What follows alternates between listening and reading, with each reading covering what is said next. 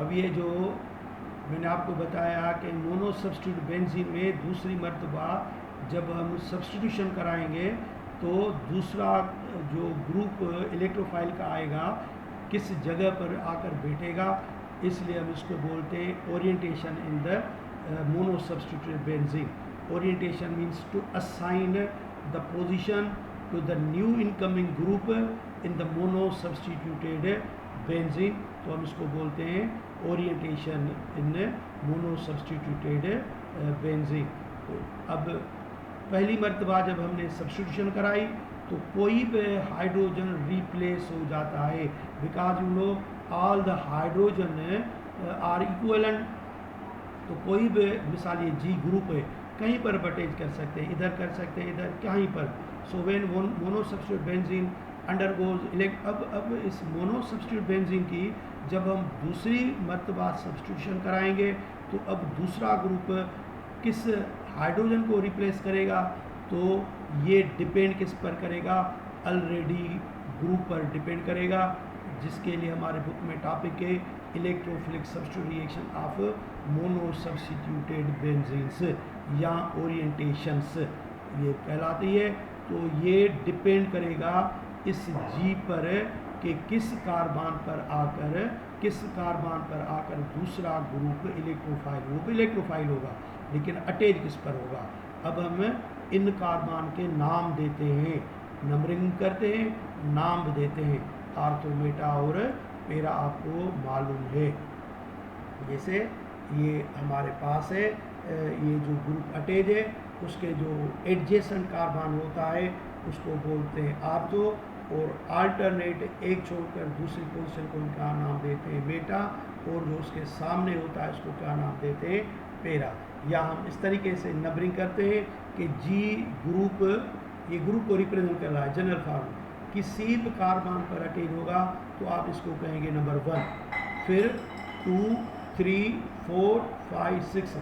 ज़रूर नहीं कि इस तरफ से कहीं से नंबरिंग कर से 1, 2, ये 3, ये 4, ये 5 कार्बन और ये 6 कार्बन. अगर इधर से नंबरिंग करेंगे तो 1, 2, 3, 4, 5, 6. तो आप देख रहे हैं कि 1, 2 और 6 एक ही जगह पर आ रहे हैं, सॉरी 2 एंड 6. तो 2 एंड ये 1, 2, 3, ये 4, ये 5, ये 6. तो इधर से हमने क्या, तो ये 2, ये 3, ये 4, सॉरी गलत हो गया था, 5 और ये 6. तो 2, 6 एक ही बात है. तो इन 2 और 6 को हम नाम देते हैं आर्थो, डिनोट करते हैं किससे, ओ से. तो ये दोनों पोजीशन आर्थो कहलाती है, आर्थो. और ये जो 3 और 5 इसको हम नाम देते हैं मेटा पोजीशन, और उनको हम ज़ाहिर करते हैं एन से. तो ये दोनों पोजीशन कार्बन की क्या है, मेटा है. और बाकी जो इसके सामने आती है यानी कि 1 और 4 इसको नाम देते हैं पेरा, और इस पेरा को हम ज़ाहिर करते हैं पी से करते हैं. तो जब दूसरी मर्तबा सब्स्टिट्यूशन होगी तो सेकंड सब्स्टिट्यूट में इंटरेट आइदर आर्थो, पेरा और मेटा. ये डिपेंड किस पर करता है कि ये जो ऑलरेडी जी मौजूद है ये हुक्म उसका चलेगा, उसका डायरेक्शन चलेगा. ये डायरेक्शन वो देगा कि अब नया जो इलेक्ट्रोफाइल आएगा वो किसको रिप्लेस करेगा. तो ये इस पर डिपेंड करेगा. और हमने इनको 2 ग्रुप में तकसीम किया है, वो जो आर्थो और पेरा पर उनको जो है वो डायरेक्ट करेगा, या वो जो मेटा पर डायरेक्ट करेगा. तो 2 किस्म के होते हैं, आर्थो पेरा डायरेक्टिंग ग्रुप्स और मेटा डायरेक्टिंग ग्रुप्स. न सिर्फ ये ऑलरेडी जो ग्रुप ये अटैच है न सिर्फ नए आने वाले ग्रुप को पोजीशन बताता है, लेकिन इस बेंजीन की जो सब्स्टिट्यूशन करने की जो सलाहियत है, वो जो एक्टिविटी है, इनको इंक्रीज भी करते हैं, डिक्रीज भी करते हैं.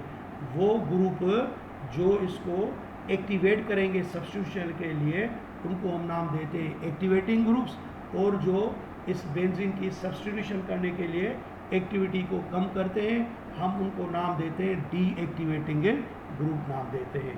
तो ये दोबारा मैंने मिसाल दिखाया है इधर, ये 1, 2, 3, 4, 5, 6, या कैसे 1 2 3 4 सॉरी ये 1 2 3 4 5 6 तो 2 6 2 6 3 5 3 5 4 ये पोजीशन के नाम मैंने पहले ही आपको बता दिए हैं। तो ये आप अच्छी तरीके से याद रखें। यहाँ इनको याद करने का ये तरीका है कि कहीं पर भी जी अटैच है उसको जो एडजेसेंट इन कार्बन को क्या बोलेंगे, जो उसके करीब हो तो उसको हम बोलते हैं एडजेसेंट कार्बन। मिसाल के तौर पर अगर ये बेंजीन रिंग थी, ये बेंजीन रिंग है और जी इधर अटैच है इस कार्बन पर, तो ये नंबर 1 कहलाएगा और ये 2 3 4 5 6 या 1 2 3 4 5 6 तो ये इसके घर वाले कार्बन है, एडजेसेंट है, ये आर्थो कहलाएंगे। और एक छोड़कर दूसरा जिसे हम क्या बोलते हैं अल्टरनेट, ये आसान तरीका है। अल्टरनेट माना एक छोड़कर दूसरा कार्बन, तो ये क्या कहलाएगा मेटा, और जो इसके सामने आएगा वो कहलाएगा पेरा। तो ये पोजीशन जब 2 तक ग्रुप होते हैं तो इसी तरीके से हम इनकी नंबरिंग करते हैं, लेकिन अगर इससे ज़्यादा हो जाएंगे फिर तो हम वही नंबरिंग करेंगे 1 2 3 4 5 करेंगे।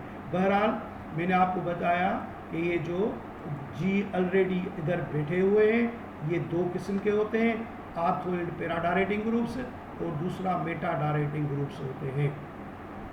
तो ये जो आर्थो पैरा डायरेक्टिंग ग्रुप हैं ये दूसरे आने वाले ग्रुप को अपनी नई पोजीशन बताते हैं, क्योंकि ये देखा गया है कि जब हम बेंजीन की मिसाल हमारे पास एनेलिन था, बेंजीन के साथ NH2 था, या टॉलिन था, बेंजीन के साथ मिथाइल ग्रुप लगा हुआ था, तो जब हमने उसकी नाइट्रेशन की तो हमें मिला मिसाल के तौर पर आर्थो नाइट्रोटालीन और पैरा नाइट्रोटालीन, हमें ये प्रोडक्ट वहाँ पर जो है वो मिली थी।